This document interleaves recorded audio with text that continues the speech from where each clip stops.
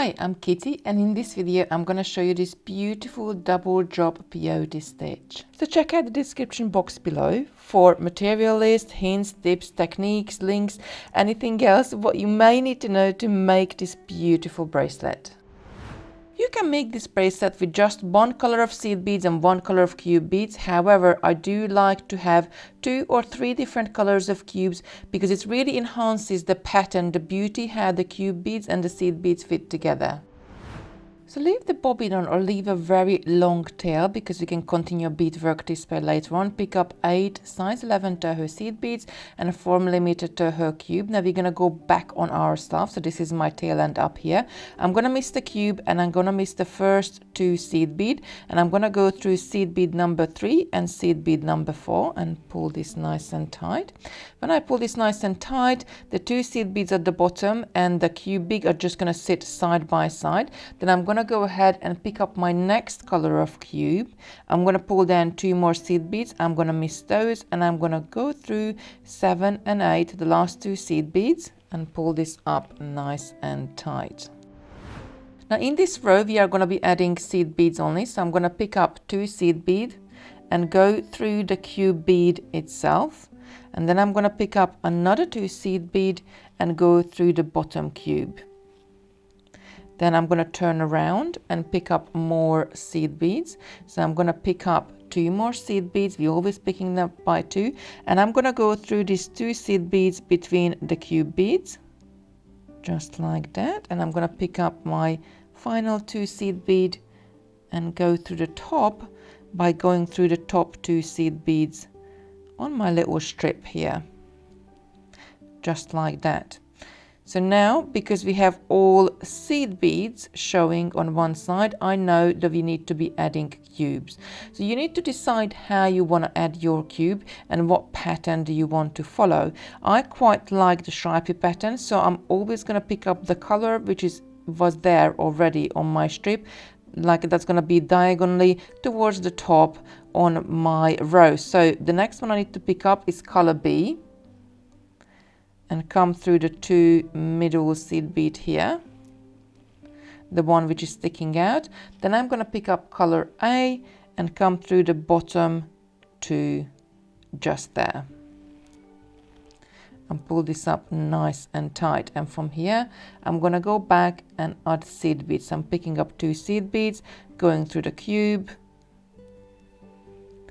picking up another 2 seed beads, going up the top cube. And I'm going to come down on myself. I'm going to be adding more seed beads because I still can see the cubes on the sides. So I'm adding seed beads until I can no longer see the sides of the cubes. So another 2 seed beads getting to the bottom. And next row, we are going to have to introduce the cubes again. So if you imagine your pattern is always going diagonally towards the top, then the next cube I have to add is going to be color C, which is this beautiful purple color, and I'm going to go back through the 2 seed beads just added in a previous row. Then I'm going to pick up color A and go to the top, and now I'm in a position again to add seed beads. So I'm picking up 2 seed beads, coming down, picking up another 2 seed beads, coming to the bottom, then another 2 seed beads, turning around and going through the 2 in between the cube, another 2 seed bead getting to the top, and once again we'll be adding our cubes on the next row.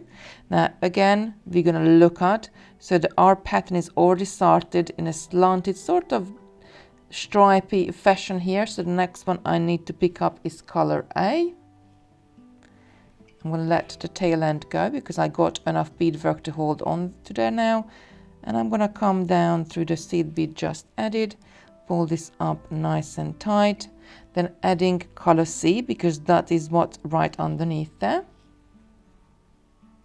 There we go. And I'm going to go backwards and forwards, adding more seed beads adding more cubes. On the next row, I'm going to be introducing color B again, which is this nice navy blue, sort of an iris color, and all the way until I have got the length what I need, or I running out of thread and I only have maybe less than a feet of a thread, then I'm going to go ahead and add the clasp on one side and then continue take off more thread from my bobbin and continue my beadwork on the other side. So carry on adding your beads and I'll show you how to add the clasp. So once you have done amount of beadwork and you still got your bobbin on the other side, you can take more thread off and continue your beadwork that way. I quite like to add the clasp and then turn around and do bead towards the other end.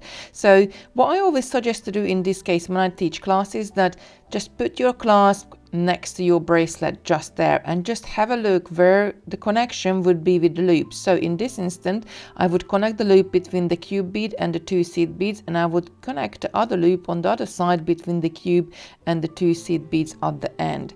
So I finished my bracelet here with the cube showing and the 4 seed beads are in between and on the top of the cube.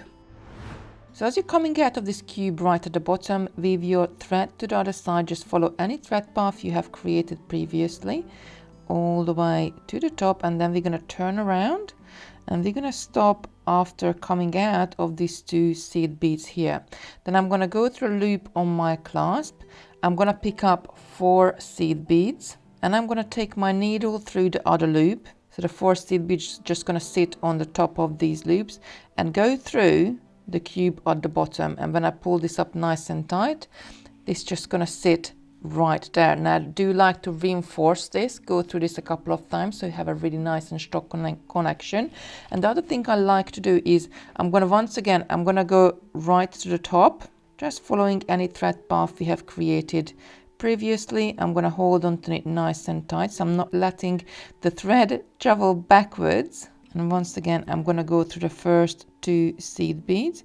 And beforehand, we came through from the back towards the front of the clasp. Now this time, I'm going to go from front to the back. And I'm going to turn it around. I'm going to pick up 4 seed beads here as well. And take my thread through the other loop. And through the cube again. Just like that. So this way we have got a front and a back cover for our loops. Just 4 seed beads on the top. It just makes it a little bit more professional. Now do this a couple of times to strengthen it, and then we're gonna work the thread off. So I like to take it down in my bracelet, maybe just go through a few more beads, and we're gonna do a 1 thread knot or half hitch knot, which means like I'm gonna do one right here at the end. I'm coming out of that cube, I'm gonna go under this thread path here, and I didn't go through any beads, just a thread path. And can you see that loop from there? Before this loop disappears as I'm pulling the thread through, I'm gonna take my needle through this loop, and as I'm pulling it tight, it's just gonna form a little knot. Then I'm gonna take it through a few more beads and repeat the same thing again, adding another 1 thread knot or half hitch knot to really secure my thread down. Just got caught, that's it, then just get it straight. Again, I'm just catching the thread under there, pulling it through, pull my thread through that little loop, nice and tight, and then just take it through the next few beads, because never cut your thread off right next to your knot.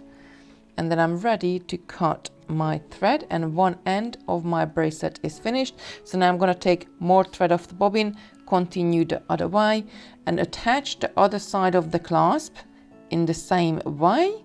And that's it. Enjoy your bracelet.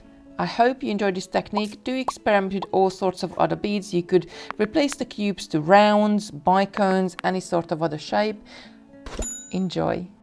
If you don't want to miss out on my next video, then be sure to turn the bell on after you have subscribed to my channel. Thank you for watching and see you in the next one.